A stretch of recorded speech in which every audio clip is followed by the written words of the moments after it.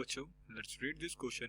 The question says, explain the impact of various forest law and policies which were adopted by the colonial rulers over the colonial people, or Forest Act affect the lives of forester and villagers. Justify the statement with 5 suitable arguments. Or how did the Forest Act causes severe hardship for villager across the country? How did the Forest Act affect the lives of forester and villagers? Why did the people of Bastar rise in the revolt against British?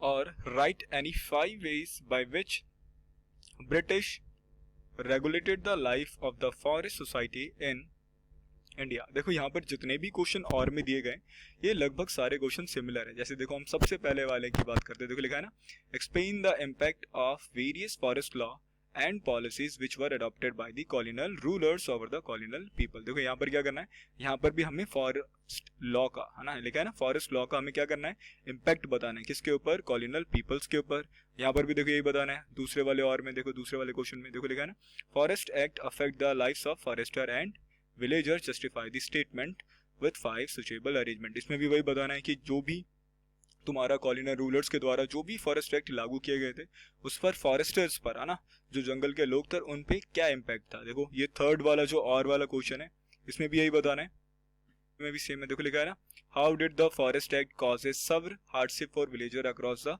Country. इसमें भी वही forest act के effect के बारे में बताना है, causes के बारे में बताना है, जो भी विलेजर्स को हार्डशिप सहनी पड़ी, है ना।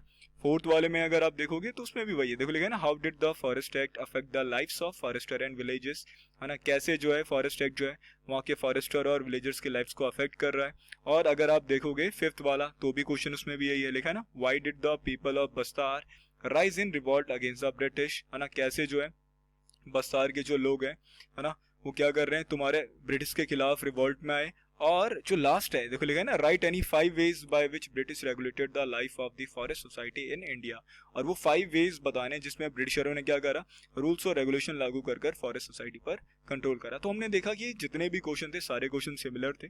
तो अब बात करते हैं इस क्वेश्चन का आंसर जाने से पहले हम बात करते हैं अपने की कंसेप्ट की। देखो की कंसेप्ट क्या है हमारा, पहला है फॉरेस्ट एक्ट के बारे में आज हम जानेंगे। तो लिखा है ना, forest act was enacted in 1865 and was amended twice in 1878 and 1927। तो देखो फॉरेस्ट एक्ट को लागू कब किया गया था, तुम्हारा 1865 के अंदर, है ना, और इसके अंदर 2 अमेंडमेंट की गई थी, एक 1878 और एक 1927 के अंदर। अब देखो इस अमेंडमेंट के अंदर क्या हुआ था, it divided the forest into 3 categories.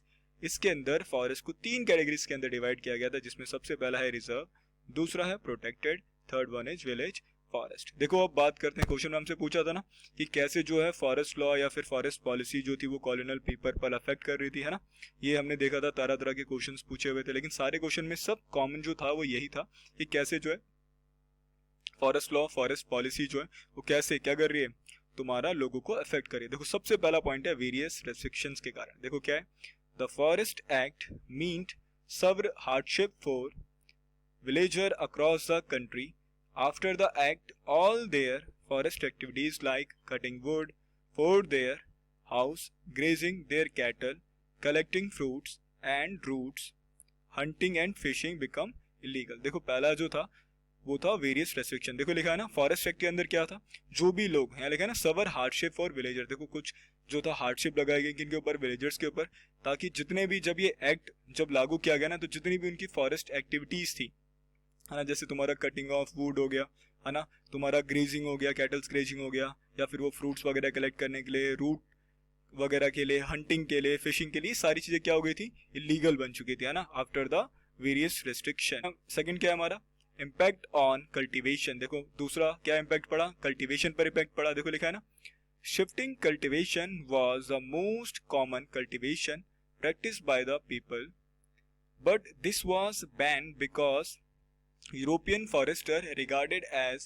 harmful for forest। देखो अब दूसरा जो इम्पैक्ट पड़ा था वो पड़ा था हमारे कल्टीवेशन पर। कैसे पड़ा था, देखो जो शिफ्टिंग कल्टीवेशन थी वो सबसे मोस्ट कल्टीवेशन थी जो कि वहाँ के लोकल लोग उसका इस्तेमाल करते थे, लेकिन जैसे ही ये बैन हुआ, है ना, तो अब बैन क्यों किया गया था? बैन इसलिए किया गया ताकि जो है जो यूरोपियन फॉरेस्टर थे ना, उनको लगता था कि शिफ्टिंग कल्टीवेशन क्या है, फॉरेस्ट के लिए हार्मफुल है, तो उन्होंने क्या करा, शिफ्टिंग कल्टीवेशन को बैन कर दिया। और आपको पता है कि ज्यादातर लोग किस पर निर्भर थे, शिफ्टिंग कल्टीवेशन पे ही। अब बात करते हैं थर्ड पॉइंट की। देखो लिखा है ना, डिस्प्लेसमेंट ऑफ द पीपल, लोगों का डिस्प्लेसमेंट मतलब स्थानांतरण, लोगों का स्थानांतरण। देखो लिखा है ना, to protect the forest the Europeans started displacing villagers without any notice और कंपनसेशन। ठीक है, अब डिस्प्लेसमेंट ऑफ पीपल के अंदर यह था कि लोगों को यूरोपियन फॉरेस्टर ने क्या करा, उनको डिस्प्लेस करना चालू करा, है ना, बिना किसी नोटिस के, बिना किसी कंपनसेशन के, है ना। वो उनको याद है ना, मैंने बताया था आपको बैगार सर्विसेज के अंदर। बैगार क्या है, हम जब सर्विसेज प्रोवाइड करते हैं विदाउट एनी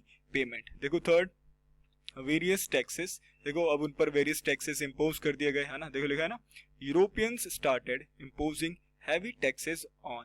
ठीक है, तो उन्होंने करा बहुत सारे हैवी हैवी टैक्सेस पुट करने चालू करे लोगों पर।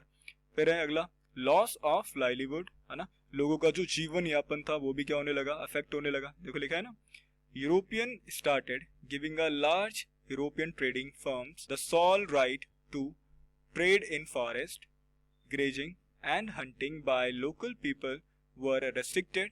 In the process, many pastoralist and nomadic communities lost their livelihood. देखो बोला है कि जितने भी यूरोपियन से, जितने भी यूरोपियन फॉरेस्टर आए ना, तो उन्होंने क्या करा, जितनी भी बड़ी बड़ी यूरोपियन ट्रेडिंग फर्म थी उनको क्या दे दिया गया, फॉरेस्ट की ऑनरशिप दे दी। देखो वहाँ लिखा है ना सोल राइट, तो वहाँ पर क्या है, ऑनरशिप। तो फॉरेस्ट की ऑनरशिप किसको दे दी, बड़ी बड़ी कंपनियों को, है ना, बड़ी बड़ी ट्रेडिंग फर्म्स को दे दी, जिसकी वजह से जो भी ग्रेजिंग था, हंटिंग था लोकल लोगों के लिए, वो सारी क्या हो गई, उन पर उन्होंने रेस्ट्रिक्शन लगा दी। और इसी की वजह से जितने भी पेस्टोरलिस्ट थे, नोमैडिक कम्युनिटीज थे, इन्होंने क्या करा, इन्होंने अपना लाइवलीहुड खो दिया। So I hope you understand it well. Best of luck.